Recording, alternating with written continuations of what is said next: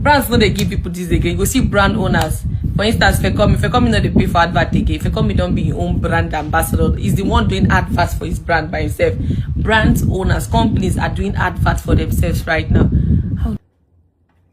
Now, you see, the problem is that the price that you guys charge for your content is not sustainable. That is the honest truth. Imagine you want to patronize Sydney Tucker. Sydney Tucker will tell you to pay 15 to 20 million naira for one single video. Are you shooting Netflix standard video for me? So this video is going to be pretty slow. I'm not going to try to be very quick with it. Majority of us have seen the introductory part of the video where he was talking about, or where the lady was talking about, majority of brands not wanting to work with influencers anymore. So people are saying influencer marketing is dying. Even High actually said something similar. And one of the first things you would actually want to notice is that many brands that actually run influencer marketing collaborations in Nigeria, majority of them don't go through marketers. Obviously, there are big brands that go through marketers because they have dedicated marketing teams that handle their marketing communications. But many brands, on the average, in fact, a lot of brands don't go to marketers. And an example is this fekomi CEO himself. He might be a marketer in his own right, but obviously he is not a dedicated marketer like many of us. CEOs, owners of companies in Nigeria are mostly having, or most majority of them have to actually do their own marketing themselves. Or you want to put the video in cinemas.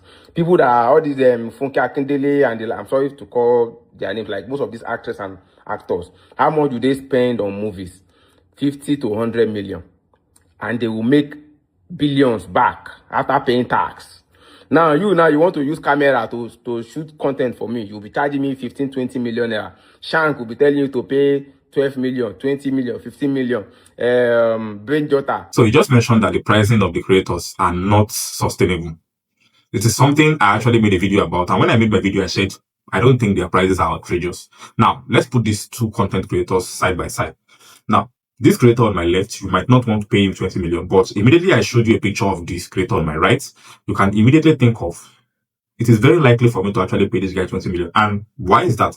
The fact that he has created some content or some brand adverts or creatives or awareness campaigns in the past, and you can still remember, I particularly can remember InDrive's adverts to him, and me talking about it right now is even by virtue of the ad he created, which means his ad is actually working and it's still in my mind.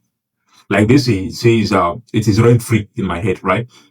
So basically, that means the adverts he created were successful and worth their price. Now, the regular way majority of creators in Nigeria handle adverts is they just talk about the adverts briefly while creating their skits. And most times the adverts, honestly, are not memorable. And when you are creating campaign with these creators that have large following that are not niched content creators, you want to create adverts or you want to create content that is memorable. That is the point of the advert you are creating. Majority of creators in Nigeria don't even know it. They all want brand deals, they want brand sponsorships, but most people cannot even remember the adverts they created for brands. If I said, this guy, give me 3 different campaigns or adverts you've remembered or he has created for brands that you can remember, it is very few people that will be able to remember because he has not created any memorable campaign. So basically, that price is not the problem. The problem is that you have not gotten marketing teams to actually review their content, look at their content, and see how likely their content can actually deliver on awareness campaign goals. Now, this is the problem. Many brands are focused on working with awareness-focused content creators with large following that are not niche following, and they are trying to generate sales goals. When you are running a sales campaign, you use different types of creator for that particular campaign. And when you are running an awareness campaign, you use different type of creator. And when you are tracking the goals will be awareness goals. So not conversion will not be your focus. Although yes, the word also that we use in marketing is conversion, but the conversion is a different type of metric. It is not actual sales that you track when you are using awareness content creators. And the problem is that some of you will not still stick to contract. Look at Ola of Lagos now. I paid him since last year till now. He has not fulfilled his contract. I see him 6 videos. Kataife is still me 3 videos from contract of 3 years ago. So most of the issues is that some of you outprice yourself from the market. All these new content creators now, look at the like of Mote.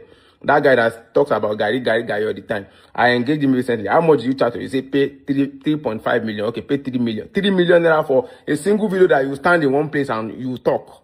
You say because you want to post it on all over your platform, you have a 2 million click on TikTok. What's my business with that? Now, basically, you also talked about not sticking to contracts. Just talked about not sticking to contracts. And not sticking to contracts is a legal thing. I'm not going to go deep into that. Legal lawyers and everything can actually talk about that in their own videos, but I would not talk about it. And it's talked about outpricing themselves from the market. Again, when you're a content creator, outpricing yourself from the market is not a problem. The most important thing you need is for you to actually negotiate. The marketer should negotiate, the brand owner should negotiate, or just consult with the marketer before you work with the content creator.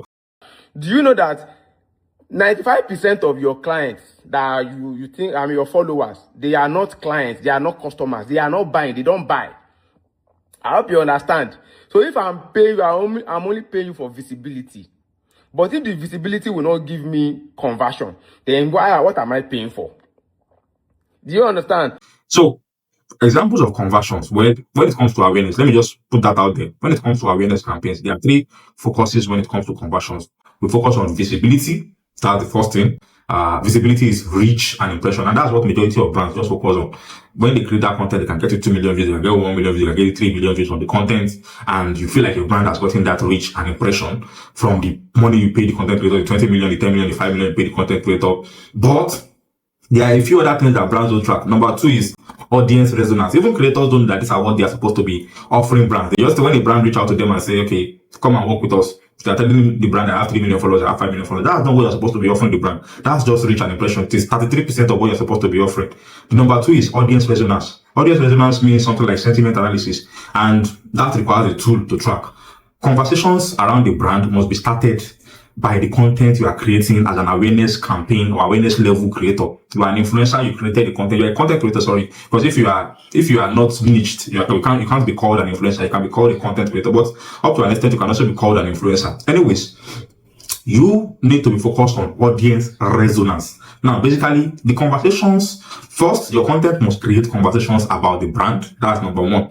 The content you are creating or the advert you are creating for the brand must create online conversations about the brand. And number 2, the conversation must have the sentiment the brand is trying to achieve. So the content needs to make sure that it instigates a particular sentiment when people are talking online. Is it positive? Is it negative? Then number 2, is people talking about the brand. So if you create an advert for a brand, you charge them 20 million naira, no one is talking about it, then that advert has failed. Now, majority of content creators don't even care whether they get this result for the brand. And the third is obviously business impact, like referral. If they give you a referral code, how many people actually went to check out the brand using your referral code? The second thing is, we call it branded search lift. That's, you run the awareness campaign. Obviously, not everybody that actually saw your advert will use your code when they go to the brand. So they went to Google, they went to AI, they searched about the brand.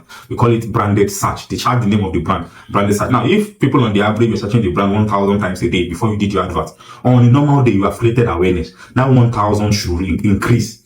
People should search for the brand more. After they've seen your content, they remember the content, or they actually felt some emotion with the content, they have a sentiment about the brand, they are supposed to search more about the brand, and there's supposed to be a branded search uplift. There are a few other metrics, but these are just 3 of the most common metrics. Have I mentioned 3 or 4? Yeah, I mentioned 4 of the most common metrics we use to track awareness level campaign. So if you are not a marketer, or if you're a brand owner and you don't know about this, you have been wasting your money on awareness creators. If what you are trying to get is sales, obviously awareness creators actually help, because when people get aware about a brand, that is when they can start making conversations about it or engaging with it, and that's when they can make a purchase. So if you are somebody who is spending a budget on running your brand marketing, spending on awareness is not a bad thing, but you cannot be tracking the goal of a sales campaign. And spending on campaign is not a bad thing.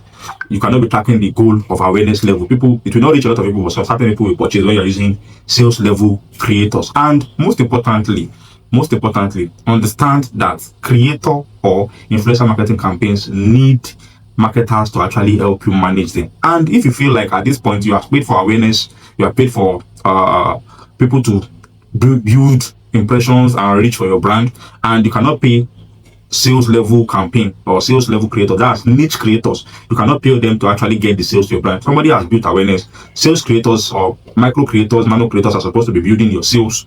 If you feel like you cannot, or you no longer have the power or financial capability to engage those smaller creators, you can only engage the big one. Engage the big one and do the job of the smaller creators yourself. And that is what is happening with Fekomi CEO.